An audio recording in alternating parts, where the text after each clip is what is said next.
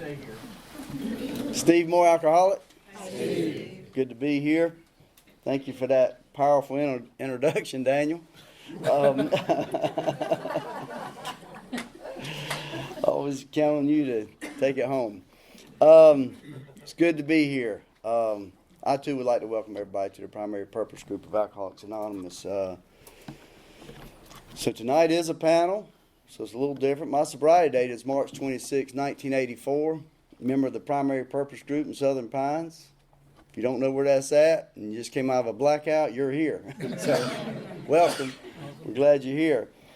So tonight's panel, don't pay attention to the schedule of the board because it is on home group and sponsorship. But we're also going to talk about the three legacies of service in Alcoholics Anonymous. And one of the things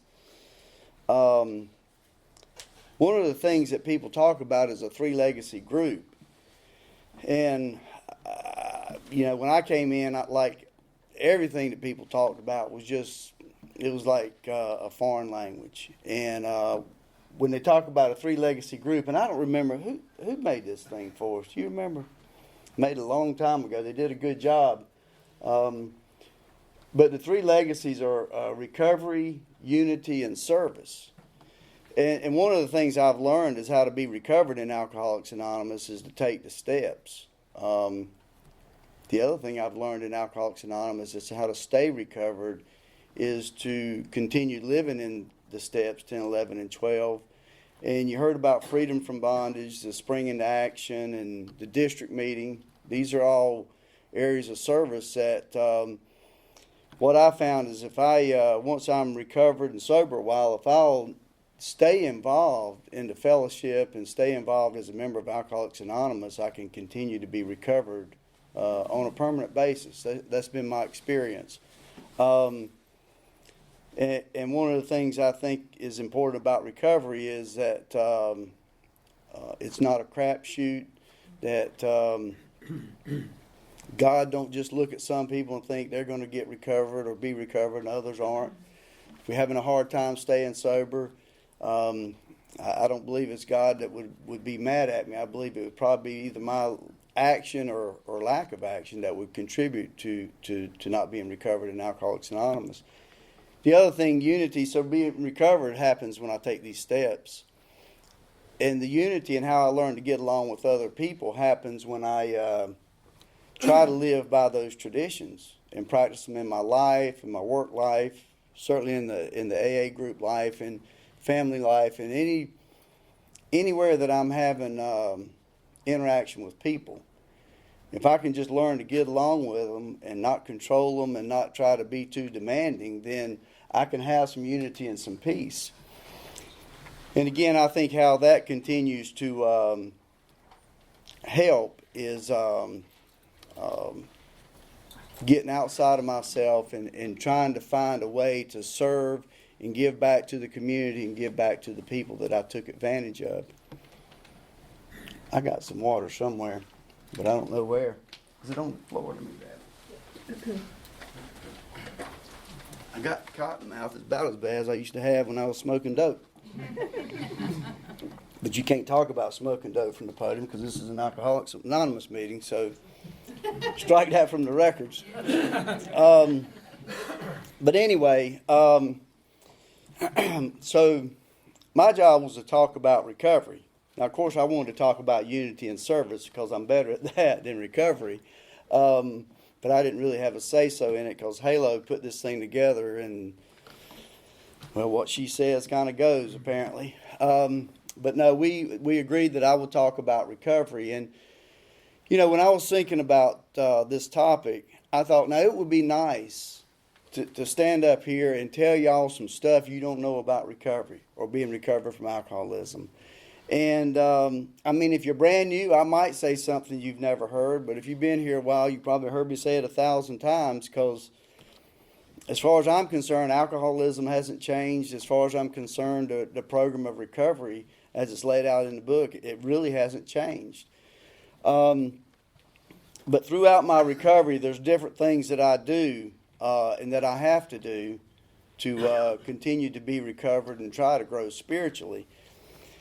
Because I was a guy, and I'm just going to take a couple of minutes to qualify myself. I was born and raised in a good family, youngest of 6 kids. You know, it was a good family, but there was a lot of, well, we like to fight a lot. Not really, really bad fight. I mean, every now and then we might break out a knife. Nobody could really get cut that bad, but we fought and fussed like cats and dogs. But at the end of the day, there's a lot of love in that family.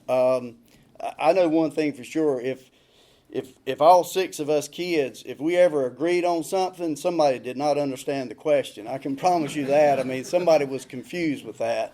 But it was a good family to grow up in, and we went to church. And one of the things, when I got to the point where I was desperate and I needed to do something about my life, one of the things kind of looking back and reflecting on my upbringing was going to church. I hated church. I hated anything religious, spiritual. I knew that at an early age I'd not done a lot of stuff, but I'd thought about a lot of stuff. I'm always thinking about stuff. I'll think about stuff right now and probably forget what I'm talking about or supposed to do up here. But early on growing up, I was just an adventuresome kind of guy. Like if we're going to do something that ain't right and we're not supposed to do it, like count me in. Like the men's retreat, that's a good thing.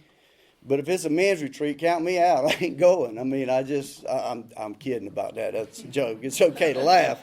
It's a good retreat. But I like co-ed retreats better. That's just a personal preference. But anyway, I don't care. Like it's anything that anything that I'm not supposed to do, that's what I would want to do growing up. And it started out smoking cigarettes, and that's innocent enough at 9 or 10 years old, I guess. Graduated smoking weed, that's innocent enough, I guess, when you get to 11 or 12 years old. But I also got drunk the first time, around 11 years old, drinking Mad Dog wine. And I fell in love with the way that it made me feel. And I didn't see any other reason to drink other than it made the fear go away and feeling less than, all that stuff that was going on in my life. But to think about just all that stuff going away and drinking that nasty Mad Dog made that work, I knew that I had found something that I hoped to pursue for a long time. And so that's what I did. And what happened is my parents had a store. I stole a lot of money. I stole a lot of merchandise, and they taught me to work hard and be a good person. But I quickly got away from that, and I knew they weren't going to pay me enough money to live the way that I wanted to live. So stealing was really my only option, because I really I didn't know any other way, and it was pretty low hanging fruit to being able to steal from that store and take advantage of my parents. And so that's just kind of the lifestyle I started living going through high school. And what happened, now, I graduated doing a lot of stuff besides drinking and smoking weed, and I enjoyed every bit of it. And I enjoyed the all-night parties and the all-weekend parties and everything that went with that. And, what happened is, and I didn't just spin out of control at an early age. I was able to fly below the radar. And I was able to do that pretty good for a while. But what happened at the beginning of the end for me is I just kind of fast forward. I'm 20 years old. It's January 1984. And I get arrested for my second DUI and a felony charge. And I felt like my life was over. And what happened, and my mom knew things weren't going good in my life. And she asked me, she said, have you tried talking to the Lord about it? And I'm like, oh, my God. And she wasn't really religious or come at me strong with stuff. But I'm like, she don't understand. And it wasn't that I didn't believe in the Lord. But I felt like I was so far gone, there wasn't any help for me. I didn't realize that God, I don't really know how to put this other than, I know now it doesn't matter what I've done or what I've not done. That love is there if I'm willing to accept it and pursue it. But anyway, I didn't believe that at the time. But when I was in all this trouble, I prayed. And the simple prayer was, God, help me straighten up. And what I meant was I wanted to keep driving drunk and selling dope and living like I was living. I just didn't want to get caught and go to jail. But be careful what you pray for. What God heard was a sincere prayer that I really didn't want to live like that anymore. And through a chain of circumstances, one being a good attorney and one being a good counselor, both those guys non-alcoholic, told me about Alcoholics Anonymous. And so that's where I got introduced to AA. And so, you know, I did end up going to a treatment center, but what happened was when I talked to members of Alcoholics Anonymous, they really did exactly what Ebby did with Bill Wilson. He simply shared his story. And it's the same thing we do when we go to detox. We go to Samaritan Colony, we go talk to civic clubs, we do some CPCPI, public information work. Depending on the situation, we tell our story. And if we're talking to another drunk, the identification takes place, then we know recovery can take place. And that's what happened with Ebby, that's what happened with Bill. And Daniel made the comment that we're alcoholics in action. And to me, that's that action is the key of being recovered from alcoholism, and staying busy helping people. And so, you know, Bill got busy and went and saw Dr. Bob, and Dr. Bob and Bill got busy and saw Bill Dotson, AA number 3. They didn't just go to meetings and wait for somebody to show up. What those guys did is took action and went to help somebody else. So that probably is getting into more of the service aspect of it. But back to when I was being introduced to Alcoholics Anonymous, I had to make a decision.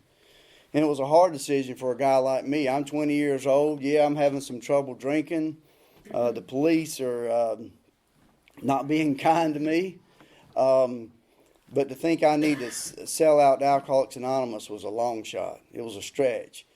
But what I did is I took a hard look at my life, and I made a decision through listening to other people's story and hearing them share their experience.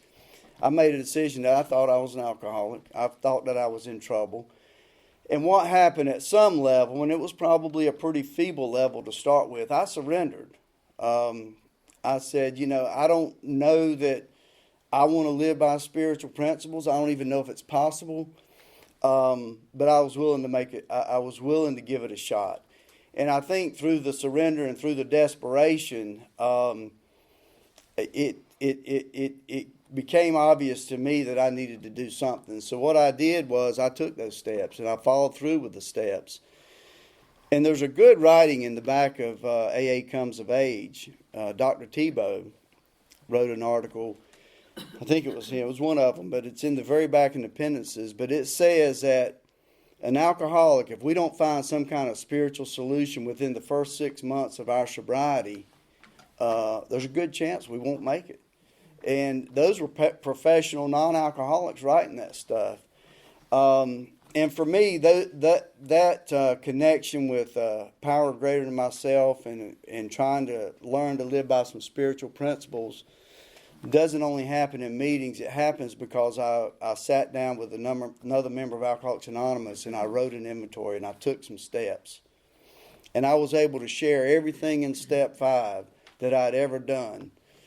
And it was rough and it was painful, but that was the foundation of my recovery. And I think, I was able to go back and make amends to my parents. Thank God through the program of Alcoholics Anonymous, my dad was able to see me sober 18 years before he passed away.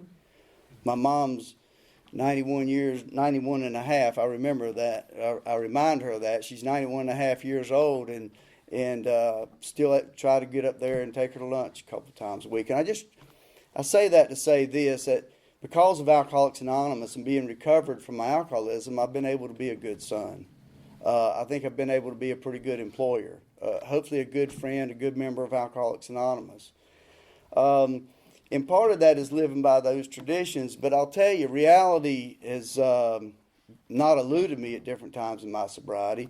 I've tried to honor these traditions every day of my life, but I probably, at some point, I was just thinking, I have probably violated every tradition. And here's what I know.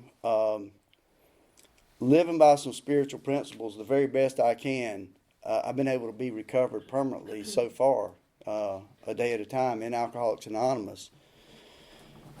our founders wrote in our book that it's easy. There's one thing that's easy to do as a member of Alcoholics Anonymous, and that's to let up on the spiritual program of action.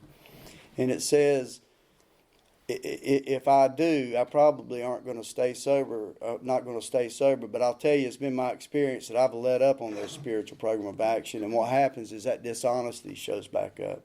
That selfishness and self-centeredness shows up. I've had fear sober that I never experienced drinking. It's way more.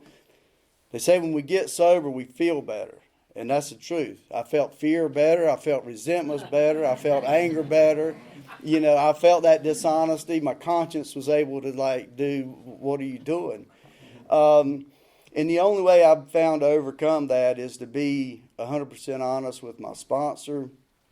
No matter how bad I've done, I try to make amends, ask for some forgiveness, and move on. And the important part for me about being recovered is when people do me wrong or I feel like they've done me wrong, is I've got to extend that forgiveness if I want forgiveness. It's kind of the law of attraction. Whatever I put out to the world, that's what I'm going to get back.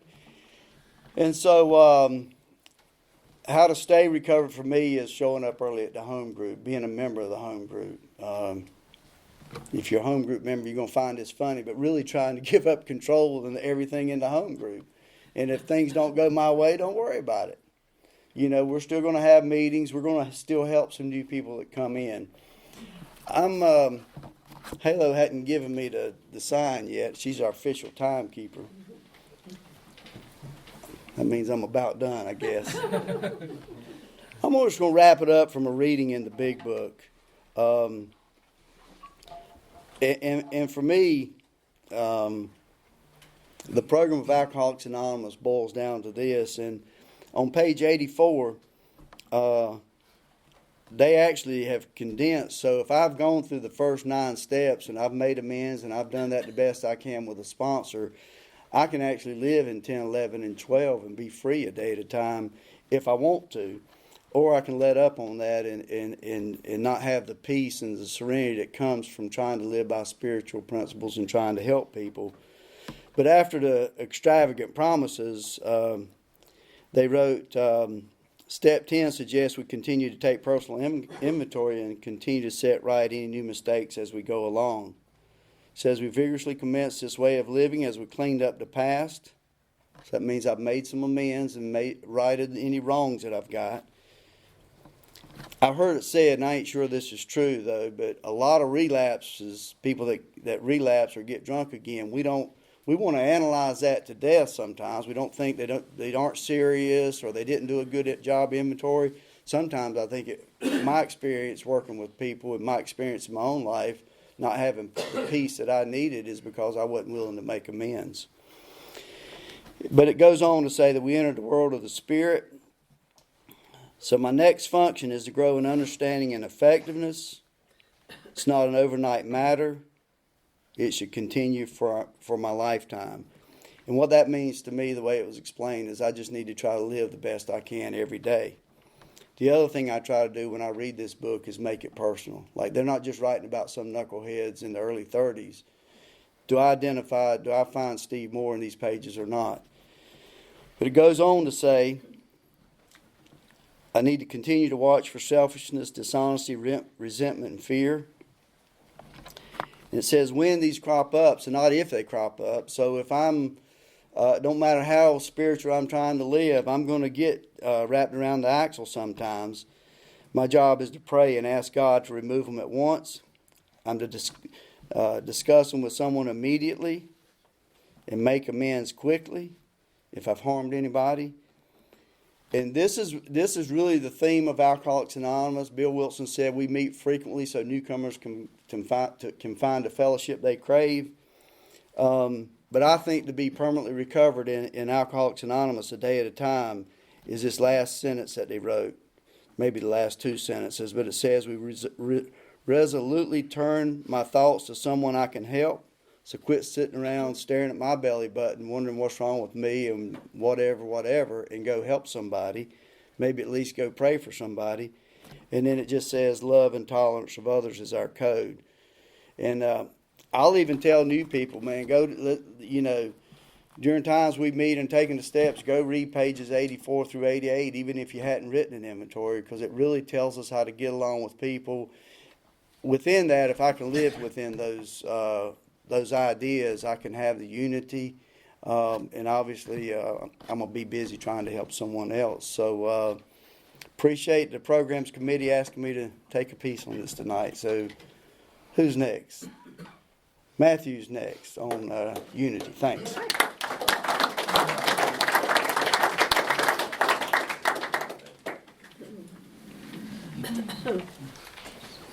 Thank you, Steve. My name is Matthew. I'm an alcoholic. Don't worry, I just brought these books for show. I'm not going to read them all. Just set those there. Just be impressed, Freddie. Right there. That's a nice one. So my job is to talk about unity. And thought about this most of the afternoon, most of the day, and thought about a lot of different ways I could take it. But I thought that I'd start with maybe looking real quick, just real brief. I'm not going to tell my story like Steve, but looking at what my life looked like prior to coming to Alcoholics Anonymous. So I was a guy that also came from a good family, oldest of 4 kids, raised in the church, knew right from wrong, like every reason on the outside that a person should look like they have a good life ahead of them, good head on their shoulders. I had it. But on the inside, really felt like I was coming apart at the seams. I kind of felt like I was held together with like shoestring and bubble gum, like just really one bad day and I was going to fall apart. And I was terrified that other people would always notice that in me. And so what I learned to do early on was I learned to lie. I learned to pretend to be somebody else, put on this mask and this face. And it got to the point where that line started off as simple stuff, just trying to be somebody that I wasn't, but it turned malicious and it turned mean and it turned cruel and it turned manipulative. And before long, by the time I was probably in college, I didn't really have relationships with other human beings. What I had were hostage situations was really what it was. My friends that were still around me, they were just caught in my gravitational orbit just because, anytime that they would threaten to leave or go away, especially girlfriends, I'd threaten to kill myself and I'd keep them there again, just not let them go. And so when I think about my life and I think about my family, especially my family, the family structure that was built up around me was a kind and loving family that I burned up every chance I could get through most of my drinking. And so when I think about unity, my family had none, mainly because of my actions, the way I treated them and the way I behaved. And so coming to Alcoholics Anonymous for the first time and seeing Tradition 1, that the word unity is in Tradition 1 and seeing how paramount unity is, it's hard to imagine going from that kind of lifestyle to a lifestyle where maybe not only am I going to consider other people's actions and motives before I make decisions myself, but actually that other people's lives should come first before my decisions and actions and motives come in. That's a total flip of what my life looked like. Every decision I made was for me first. And if anybody else benefited from it, that was purely coincidence, I promise you. So what I wanted to think about was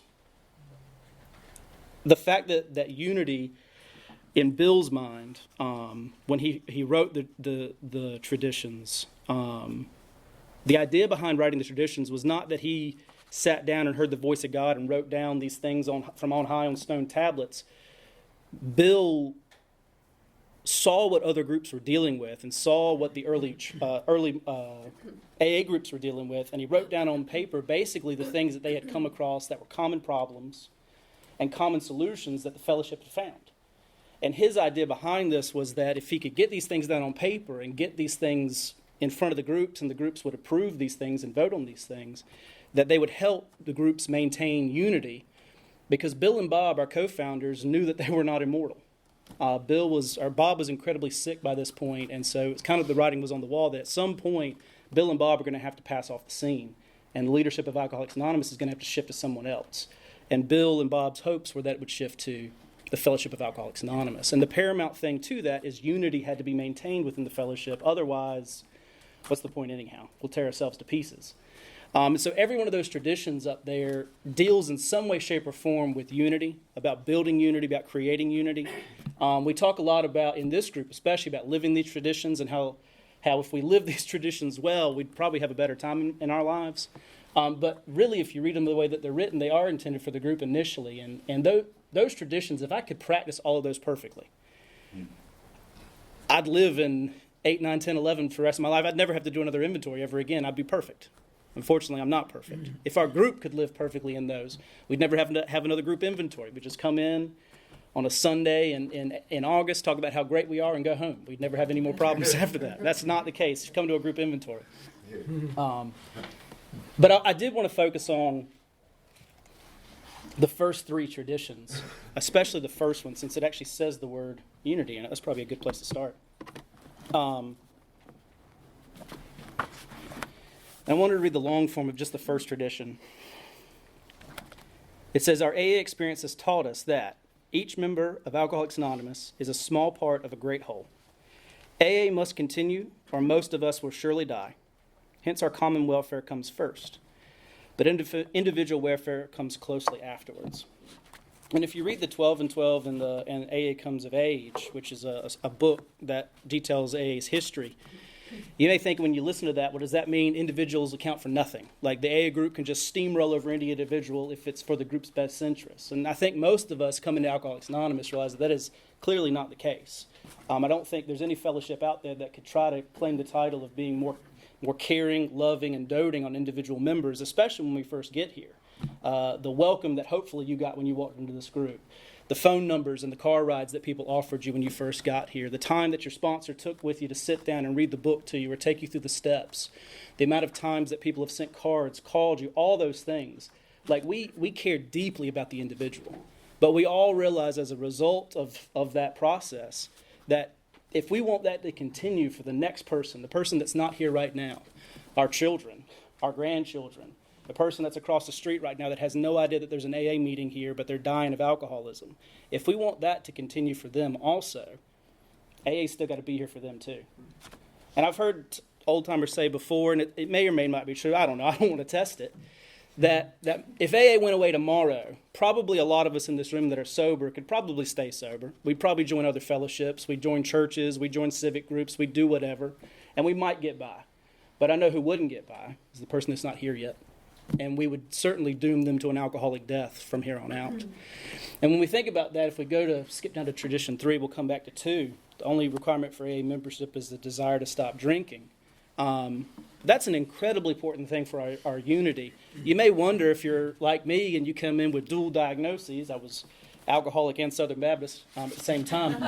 But no, I did a lot of pills. I did pills for way longer than I drank. You're not supposed to talk about that apparently, but I didn't know that. So, oops. But, and so when I first got to Alcoholics Anonymous, I would introduce myself in the newcomers meeting. I would say, hi, I'm Mathew. I'm an alcoholic and an addict. I would say both. And I didn't think anything of it because other people were saying that too. But the more I got to think about it as I got sober, I realized the reason why I was saying that I was an alcoholic and the reason why everybody else was saying they were an alcoholic was not to justify myself in terms of like telling you all my problems, because I could have listed 1,000 other things too on top of that. I lie, I cheat, I steal, I do all those other things too. The reason why I say that I'm an alcoholic when I walk in here is because I'm telling you that I'm just like you. That's the unity amongst us, is that we all have this one common problem. Now, we got a lot of other common problems. If we sat here and made a list, we could fill up, like we could check off all the deadly sins for sure multiple times over. But the one that we have in common is the alcoholism. And I realized that it wasn't important for me to introduce myself as an addict. It was more important to introduce myself as an alcoholic, because that's what I really was to you people in this room. And it builds that unity, it builds that fellowship, that we all have a common peril. On that note, one time I was in charge of this club at school, and I was the teacher, not the student. And I was leading this group, and it was a bunch of teenagers. So, sorry, the PTSD's getting me. But I wanted to run this group. I was the facilitator. I had a group of like 7 or 8 kids that was going to be my counsel, and they were going to run this group. And I wanted to run it like an AA group. Like we were going to run our business meetings like we ran our business meetings. We were going to have traditions like we had our traditions. And it was going to be the best run group in the school. And it fell apart. And it was awful. And they hated it. And I hated it. And now it's just like whatever. It's just chaos now. And I got to thinking about it, not too long ago, because I still run this group. Well, they run it. I try to hang on for an hour. But I got to think about it afterwards. I was like, why did that fail? Why did it not work out? And I know why it didn't work out. Is because the reason why this works, because this shouldn't work. Like, if you read those things, it's insane that human beings, especially as selfish and dishonest as most of us are, most of y'all are,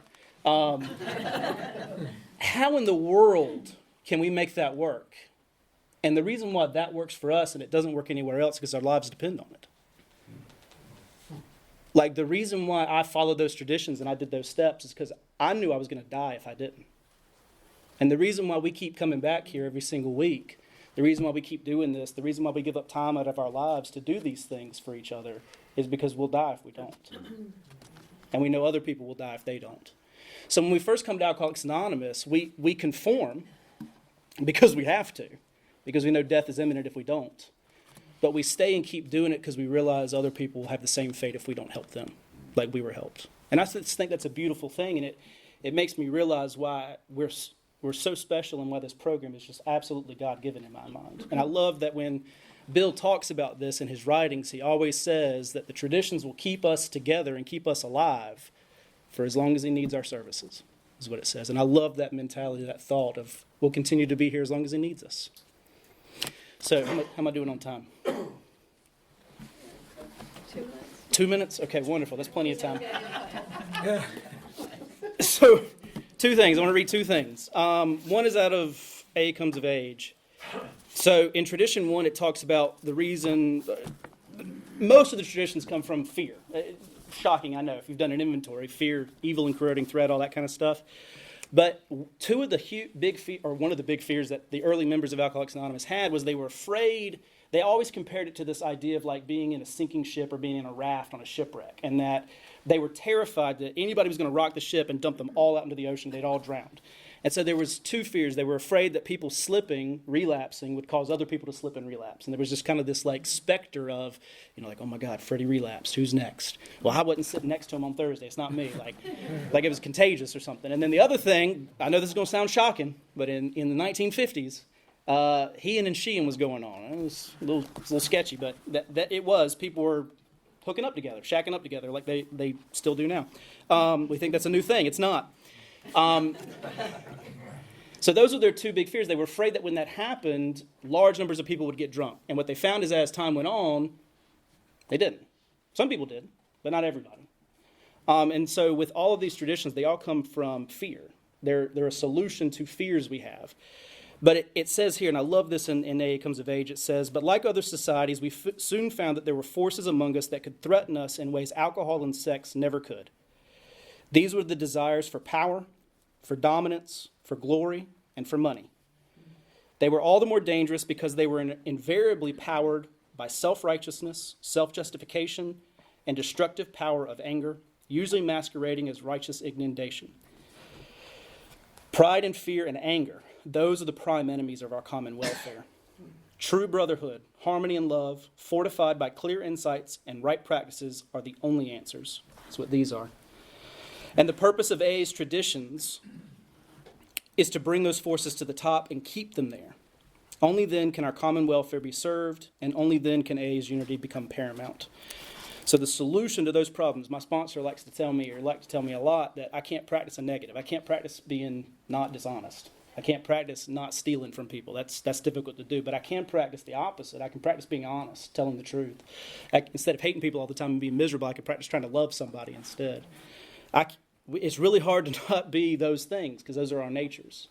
So what we do instead is we practice the opposite: love and tolerance for other people, love and kindness. And that's the solution to it. And I'll read this to close out. This is from the big book.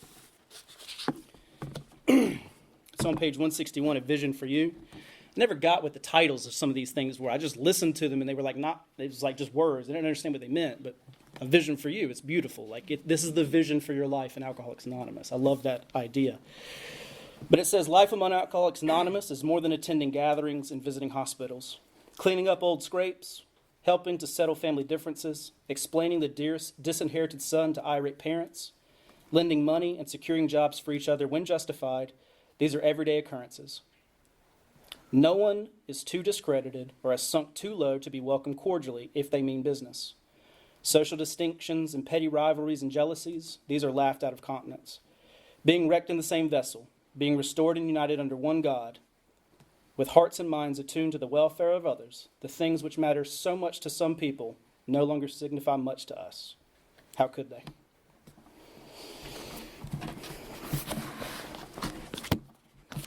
Thank you.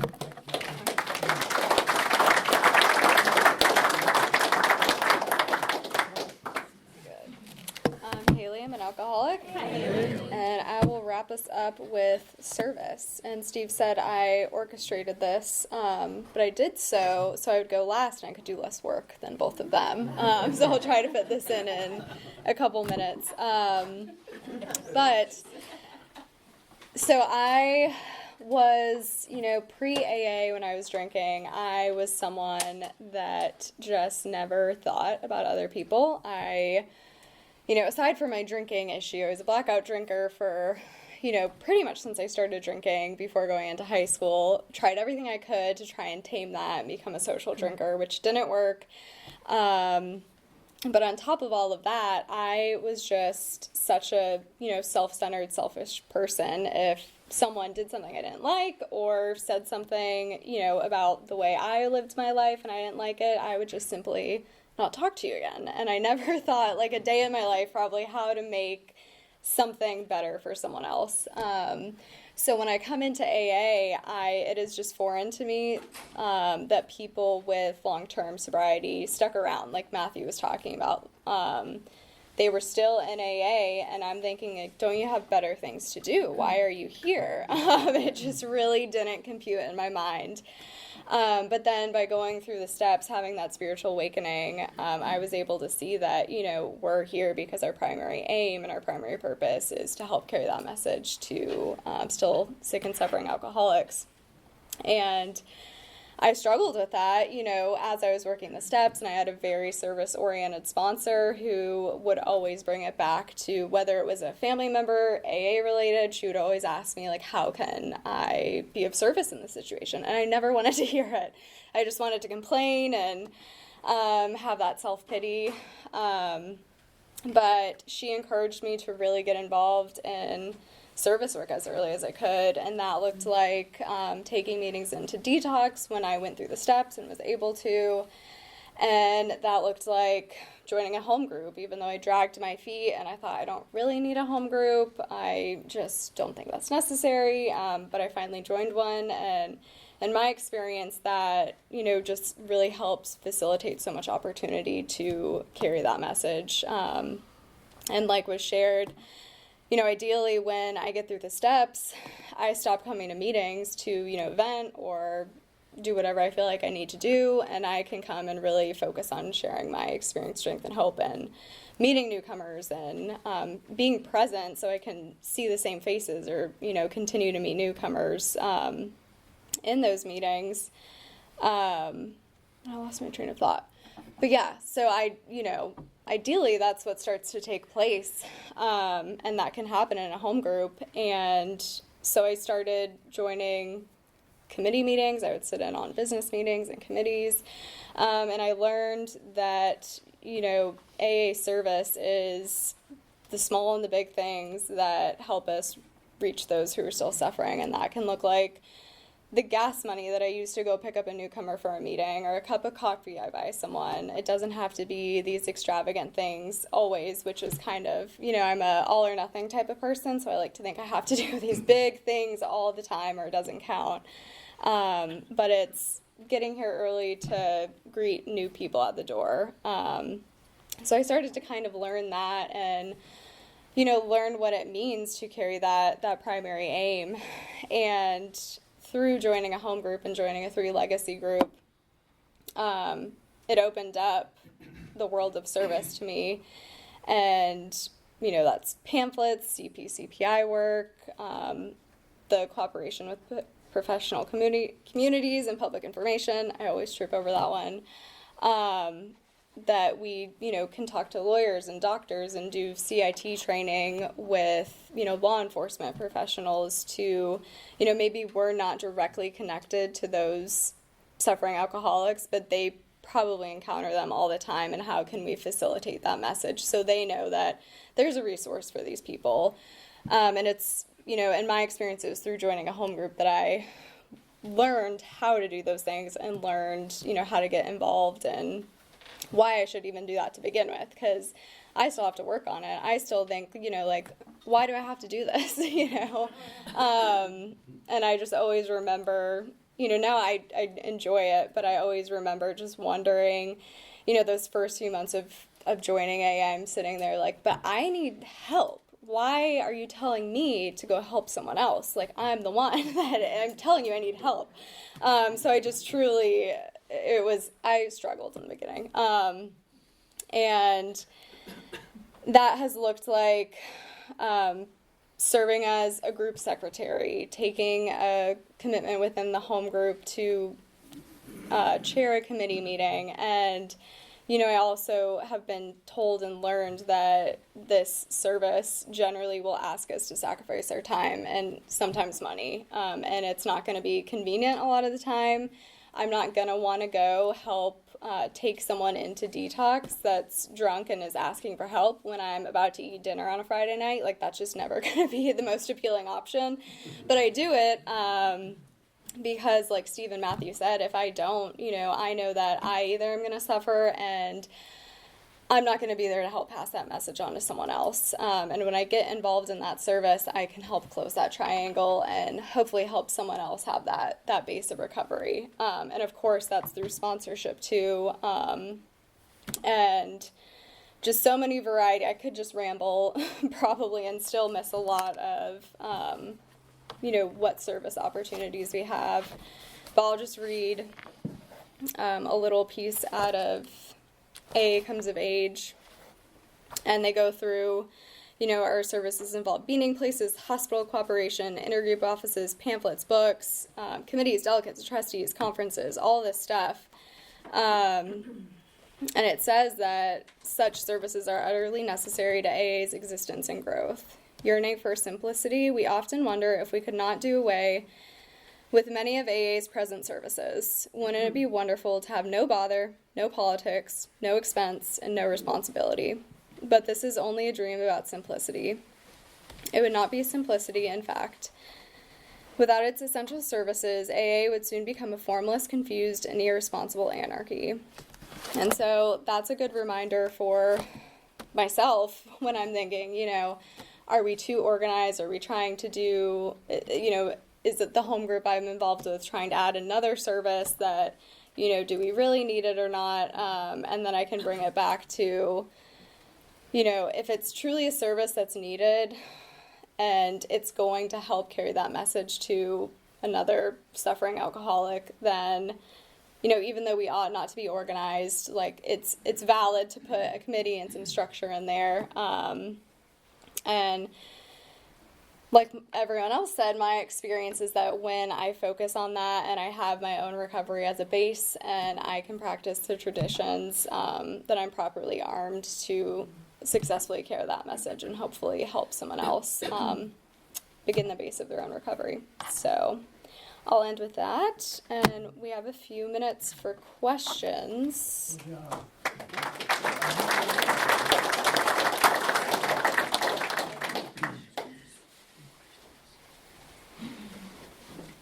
I have a question for Haley. Yes.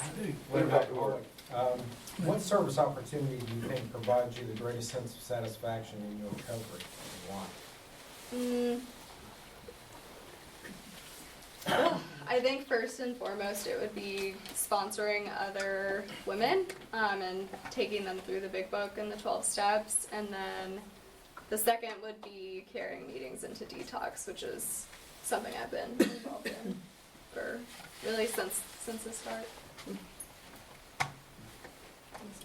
Thanks, Amy.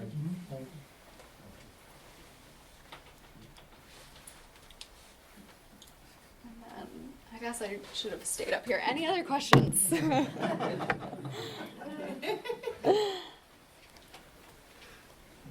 Any for Steve, Mathew?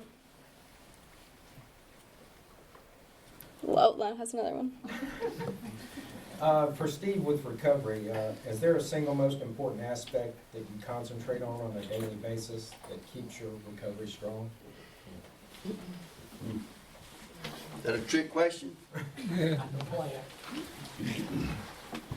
Repeat the question. I wasn't paying attention. You seldom do. I'm just using up some time, really. I heard the question. Is there a single most important aspect that you concentrate on a daily basis that keeps your recovery strong?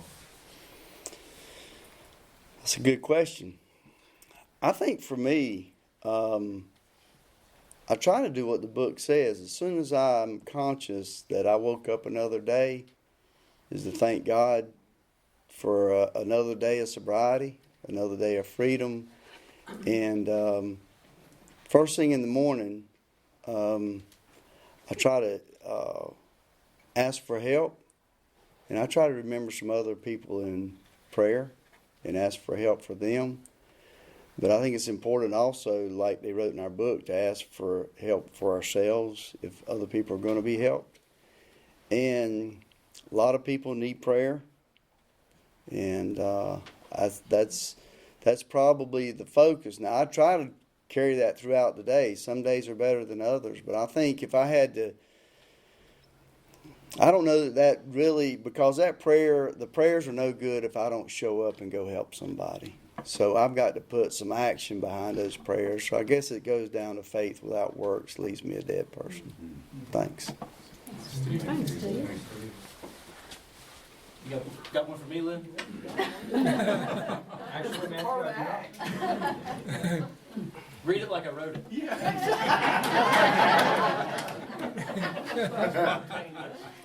Daniel, your meeting's out of control. Do you have one for me? Yeah. Actually, I did not. Oh, Matthew, I got a question for you, Matthew. Let's say I heard something here and I want to get involved in this group. What would I do? Talk to any one of us, and we'll get you involved in whatever you want to be involved in, as much as you can stand, probably a little bit more. We'd love to have people come. We have a lot of service committees in this group. There's a lot of work to be done, and fortunately, it's kind of the 80-20 rule. 80% of the work is done by about 20% of the people. You may look around this room and think, my God, there's so many people in this room, but truth be told, there's a lot of work that still can be done. Don't let this room fool you. We've barely put a dent in the alcoholic problem in this area. Good stuff. Let's give them another hand.